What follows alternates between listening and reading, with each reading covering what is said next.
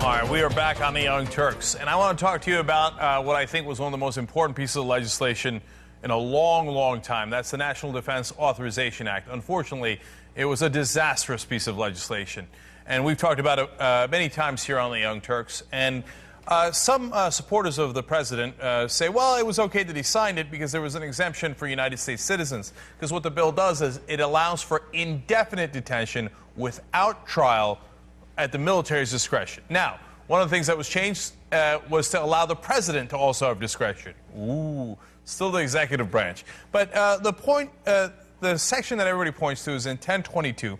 It says the requirement to detain a person in military custody under this section does not extend to citizens of the United States. And people say, see, they put that into the bill. That means the U.S. citizens cannot be indefinitely detained. Unfortunately, that is totally wrong. You have to be well-versed in the way they write these things. It says the requirement to detain a person in military custody does not extend to citizens. In other words, it's an option that the president has and the military has. If the president U.S. citizens, he can. In fact, President Obama, in his signing statement, acknowledged it.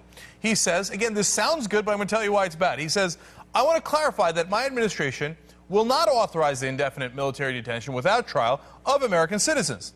Indeed, I believe that doing so would break with our most important traditions and values as a nation. He continues to say, my administration will interpret Section 1021 of the bill in a manner that ensures that any detention it authorizes complies with the Constitution, the laws of war, and all other applicable law. That sounds really good, right? Wrong again. No, it says, my administration will not authorize it. That is an acknowledgement that other administrations can. So he's saying, I'm choosing not to detain U.S. citizens indefinitely without a trial on my watch. Trust me, maybe. But future presidents can do anything they like. It's acknowledged in the signing statement. By the way, what the hell is President Obama doing a signing statement for? Remember what he said during the campaign? He said, I will not use signing statements to nullify or undermine congressional instructions as enacted into law. You know why? Signing statements are unconstitutional.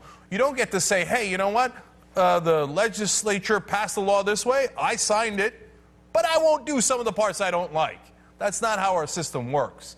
So civil libertarians are not just disappointed, they're outraged by this. This is not just my interpretation or some law professor's interpretation. It is the consensus among lawyers that care about this issue that this is the case. For example, Amnesty International says, once any government has the authority to hold people indefinitely, the risk is that it can be almost impossible to rein such power in.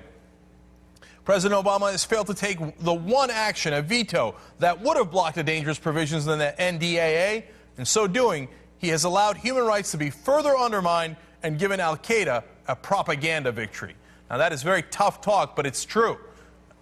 Why are we letting al-Qaeda dictate the way we run this country and undermining our constitutional rights? It's an outrage. The ACLU agrees. They say President Obama's actions today is a blight on his legacy because he will forever be known as the president who signed indefinite detention without charge or trial into law. That's Anthony Romero, executive director of the ACLU. Now I want to welcome in Hina Shamsi, who is also with the American Civil Liberties Union, to talk about this issue. Thank you so much for joining us. And I want to just start out by saying, look, obviously strong statements by your executive director. Jonathan Turley, law professor, says this can't be undone. This is hideous. One of the worst pieces of legislation he's ever seen. I mean, it could, of course, be undone by other legislation, but not by a signing statement that says, I probably won't do it. So are we overreacting here, or is it as bad as it looks? Well, we're not overreacting, but I think we want a little bit of clarity here. It is true that there is a provision in there, 1022, as you pointed out, that mandates military detention or creates a presumption of military detention for certain categories of people, mainly foreign al-Qaeda suspects, including possibly foreign suspects captured in the United States.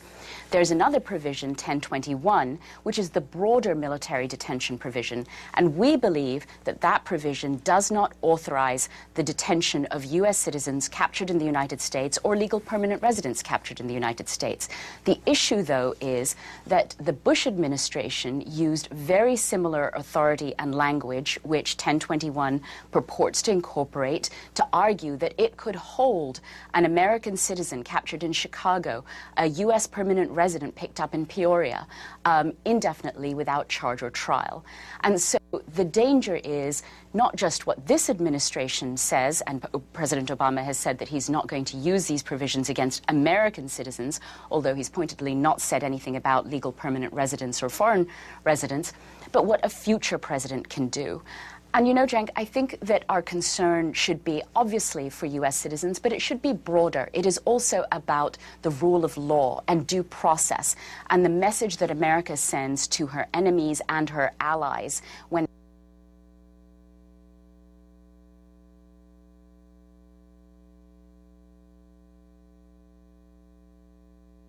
which is that all people are entitled to due process of law before they're deprived of their liberty.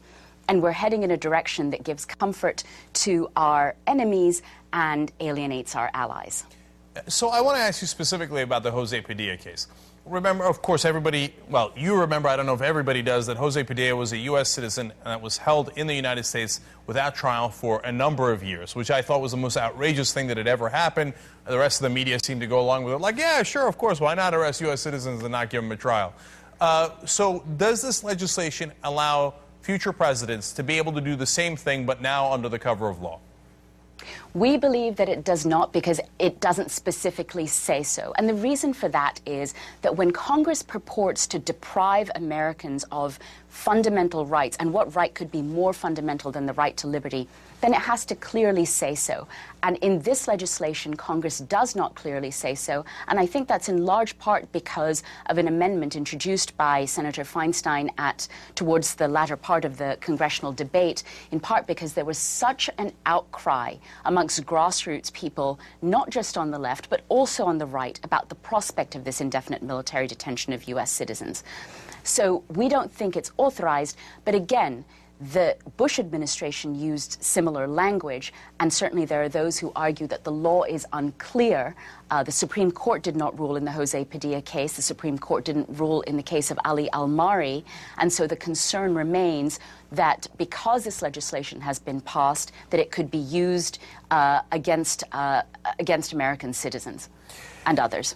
Yeah, to me, it reads that they have the option to be able to do it. If they ever do it and you guys are going to go to court and say, look, you shouldn't do it because of this law, because it's vague, because it has to say, hey, we have the option to do it. In another part, it says we shouldn't, not changing the law. They did it purposely murky, the Feinstein Amendment that you're talking about. Then Godspeed in doing that in court and trying to fight for people who are detained. But the way I read it, it says that the president has the option to do it, and I think it's an absolute disaster. Well, Cenk, I think that the reality here is that it's a disaster, yes, because it is codifying, big picture, right? Let's step back. It's codifying indefinite military detention without charge or trial for people captured far from any battlefield as part of American law for the first time in American history. And that is why this is a huge step backwards for civil liberties and why it in fact does not, as I said before, make us more safe, because it essentially militarizes our counterterrorism policy even when law enforcement and our federal courts are the proven better alternative. All right. Hina Shamsi is the director of the ACLU's National Security Project. Thank you so much for joining us on the Young Turks. Really appreciate it. Thank you for having me. All right. And by the way, the law also does not allow you to bring back detainees from Guantanamo into the United States. It's got so many terrible provisions. So this actually leads into our first ever Media Watch.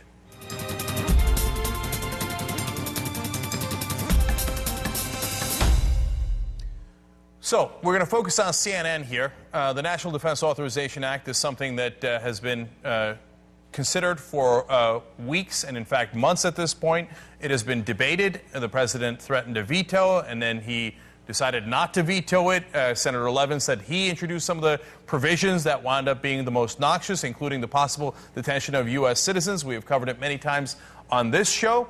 Yet we were surprised to find out that the establishment media is not covering it very much at all. In fact, in this entire process, as they considered the law, they debated the law, the president issued a veto threat, and then he did not veto it. He signed it into legislation. Throughout all of that, the so-called most trusted name in news, CNN, covered this story 0 times in prime time. Not one story in prime time. Overall, they do 24 hours of news. In those months, they've mentioned it just 5 times. In 3 of the instances, it was in under 30-second mentions. Oh, by the way, the National Defense Authorization Act might take away your rights. Okay, let's move on. And in fact, they weren't even clear on that. Now, to be fair, there was one excellent interview that Natalie Ellen did with Jonathan Turley, who's a constitutional law professor that cares deeply about this. Credit where credit is due. That was nicely done. The other interview was with a law professor who seemed to be in favor of the bill. I don't know how they found a law professor in favor of this bill in the country, but leave it to CNN to give you that kind of nonsense balance. Well, almost all the civil libertarians believe that it's an atrocious bill, including the ACLU, Amnesty International, etc., but we found one guy that seems to agree with it. That's CNN's balance for you. The other 3 times, they barely mentioned it. In fact, one of the times they mentioned it, they got it totally wrong. Watch what Don Lemon says here. The legislation includes a controversial national security waiver that allows the president to transfer a detainee from a military prison like Guantanamo Bay to civilian custody if he chooses. That is not true. The opposite is true. The president cannot transfer detainees from Guantanamo Bay into the United States.